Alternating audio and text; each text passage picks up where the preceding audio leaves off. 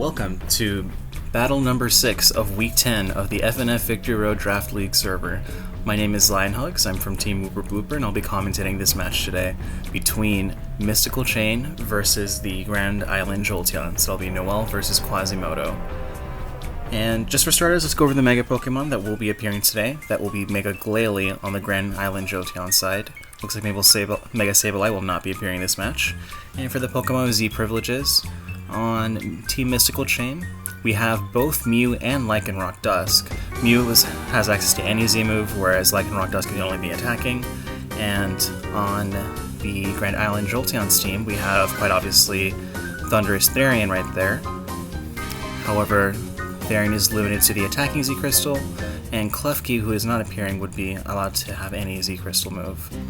So just to go over some quick initial thoughts, I've noticed that, well, first off, we have some of Noelle's kind of core team members. We see Piloswine, we have Golbat, we have Milotic, and definitely that dangerous Volcarona. Looks like Noelle might be trying to fish for that total MVP slot. I believe this Pokemon needs only 2 or 3 kills with no deaths. Or, well, it can only die once. But I believe those are the stats it needs to secure the actual, total MVP slot. And right off the back, I've noticed that this is also a Gen 7 Ubers because of the presence of Wobbuffet, which personally surprised me for some reason. I did not expect to see Wobbuffet in this matchup at all. Or sorry, not this matchup, but rather in the tournament anyway. So, gotta definitely watch out for those counters and mirror codes and just any of that. It's very terrifying. And going back to Noelle's team, we do see some good potential sweepers, setup sweepers right there with obviously Volcarona, and we also have Lycanroc Dusk, so I'm assuming Quasimodo is going to try to take out those two in particular, with Tyrantrum being a huge threat to Volcarona. Keep mixing up Volcarona and Solrock, my apologies, if it happens again during this match. Anyway, without further ado, let's go ahead and begin.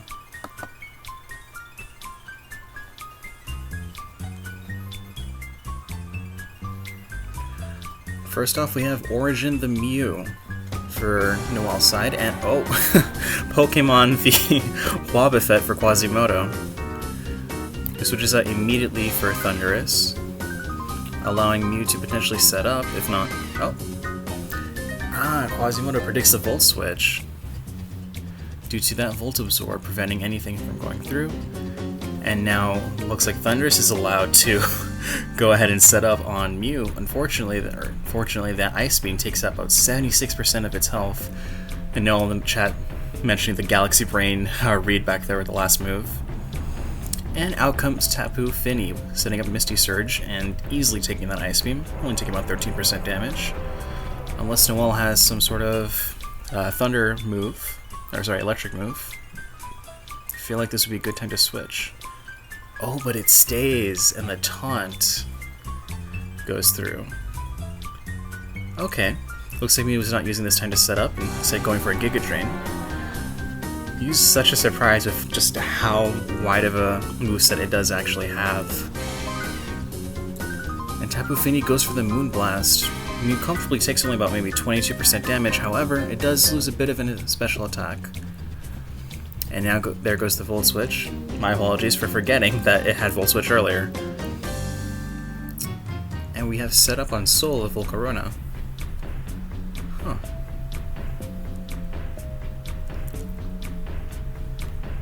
There we go, there's a Giga Drain. I believe that might have happened to me too, actually, when I sent out Quagsire against Noelle back in the day.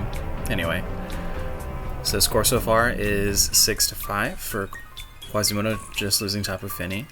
And there comes Tyrantrum to scare out Volcarona. Solrock. Volcarona. Anyway, we have a Head Smash that takes out over 50% damage to Mystici. Taking a burn, which doesn't really matter. I'm assuming it's holding a Flame Orb.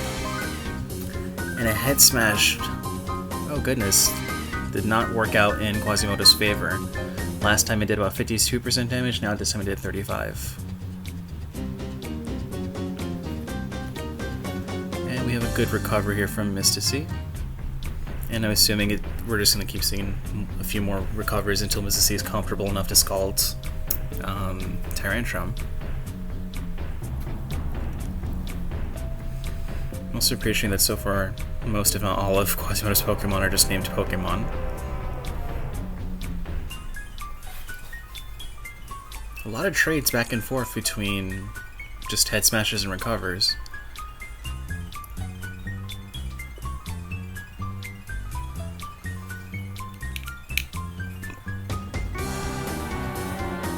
And out comes Wobbuffet. Probably there to go ahead and Galaxy Brain take that Scald. Oh wait, sorry, you can't move on the first turn when you come out. My bad. Still Wobbuffet, the Pokemon the Wobbuffet takes that Scald pretty easily. Ah, this is interesting. I don't think I've seen Noelle use a light screen before. Oh, but now they're trapped into that light screen due to Encore.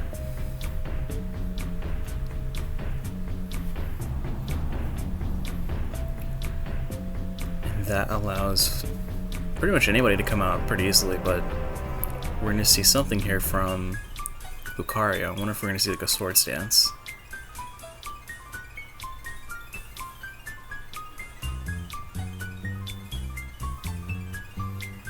And out comes Nightfall with Golbat. If it has Haze, that Swords Dance was for nothing.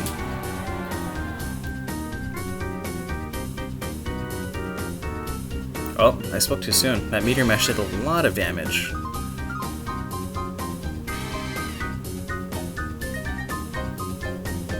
And we don't see a Haze, we see a U-turn instead.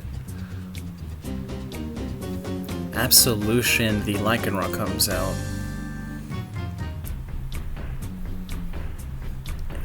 I wonder why Quasimodo went with Extreme Speed and not Meteor Mash. Fortunately, takes the Q and one-hit KOs at Lucario with Drill Run. Score now so far is 6-4, 6 in Noelle's favor. And with that light screen off, Noelle loses that special defense bonus, but I think for the most part, it's kind of moot with the Pokemon that Quasimodo has left. And down goes Nightfall before he could roost. That is Noelle's first loss this matchup. We're 17 turns in. And now comes Ivory the Piloswine. I'm expecting either an Icicle Crash or maybe a Stealth Rock to potentially get rid of Glalie. Oh, and there goes Earthquake. 90% damage. That essentially takes out Tyrantrum for the match, and out comes Wobbuffet. Comfortably taking that Ice Shard. And there goes Icicle Crash. And Quasimodo reads that with a counter. Reminds me of my preferred playstyle in Super Smash. Very easily punishable, unfortunately. I don't think Wobbuffet can grab in this game. And Volcarona with the Bug Buzz with the critical hit takes out Wobbuffet. Wow. I wonder if the critical hit mattered here. I feel like it might have. And with that, we just need... Oh, the Focus Sash. The Focus Sash. If Noelle did a Quiver Dance here, that's pretty much it. There it is. There it is. Quasimodo not in a very good position here. About to lose Tyrantrum. I don't remember exactly what health Thundurus is at, but at this point, unless it's a priority move. And down goes Tyrantrum through to a Flamethrower. Okay, 24%. If it has any sort of priority move, that would... I spoke too soon. Down goes Thundurus to a Flamethrower.